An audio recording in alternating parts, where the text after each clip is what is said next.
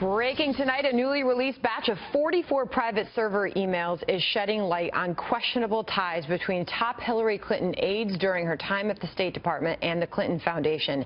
Now, with an estimated 33,000 deleted emails yet to be uncovered, some are wondering if the Democratic nominee is sitting on a looming October surprise.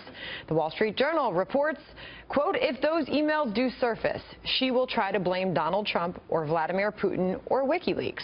But the fault will lie with Mrs. Clinton's willful deception and gross negligence about handling official state business that have left her wide open for an October surprise. Joining me now is Charles Krauthammer, syndicated columnist and Fox News contributor. Charles, thanks for being here tonight. My pleasure. So will there be an October surprise, as that editorial in the Wall Street Journal today indicated? Well, no one knows, but if it does happen, it won't be a surprise, because we've seen a small sample, a small number of emails that were not declared. We know that even within that small sample, there were at least 2 examples of self-dealing between the Clinton Foundation, which is a sort of a machine for siphoning money from rich, foreign, sometimes unsavory sources, into an organization whose one purpose is to create a network self-funded for Clinton cronies and hangers-oners, the administration in waiting, and that it was getting favors for the people who are contributing to it from the State Department. Now, that is so obviously, it may not be illegal, that you may not be able to prove a quid pro quo, but this sort of use of the foundation and then working with the State Department, whether it was Hillary personally or not, does not matter, to get favors is a form of corruption at the least. And that's now, just what if this comes out, this could be very, very serious. And that's, Charles, just what we learned in these 44 new emails, this latest batch. We know that there's 33,000 that were still never turned over. What's in those? Well, then the question is, will we get those? Is somebody sitting on them? Is WikiLeaks sitting on them? Are the Russians sitting on them? If they are, then, and they want to be either help Trump or hurt her for whatever reason.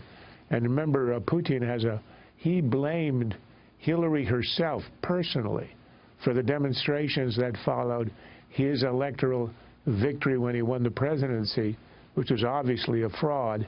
He blamed her. The propaganda from Russia was blaming her, so he may have a reason. And if he drops this stuff, and you wanted to hurt her, what would you do?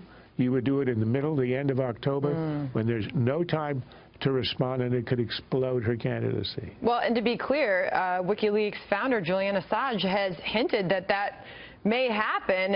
He told a competing network that he might release, quote, a lot more material, noting that they are having so much political impact in the United States. So it's almost a hint that this is coming. Well, it could be a bluff. We never know. The irony is she would know. She would know, generally speaking, what was in those emails and whether there is incriminating evidence, whether there was a quid pro quo. I doubt she would have put that in writing, but I could imagine that some of the stuff between staff at the foundation, staff at the State Department would give indications of favors. And if it came out in a mass among the 30,000 emails, I think it could have a very negative effect, a catastrophic effect on her candidacy. And what do you make, Charles, of this new report out that the top Clinton State Department aide helped the Clinton Foundation? We're talking about Cheryl Mills, chief of staff for Hillary Clinton while at the State Department, that she got on a train, went to New York, and conducted interviews for the Clinton Family Foundation for a person to run it. Well, I hadn't heard that, but assuming it's true from a reliable source, it's simply a symbol of what the entire operation was. People were coming in and out of the foundation. They were giving their cronies, their lackeys, jobs there, holding operation. They had $50 million in travel expenses, and this is supposed to be a charity.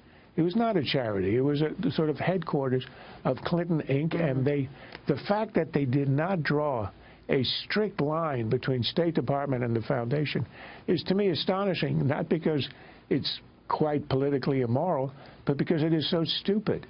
It is so easy to discover, and in the end, so distasteful that it would, if you know you're going to run for the presidency, which I assume she did, then it makes no sense. But they did it. Knowing she was going to run for president, keeping that private server, and as you say, you can't keep secrets in Washington. Charles Krauthammer, thank you. Sure.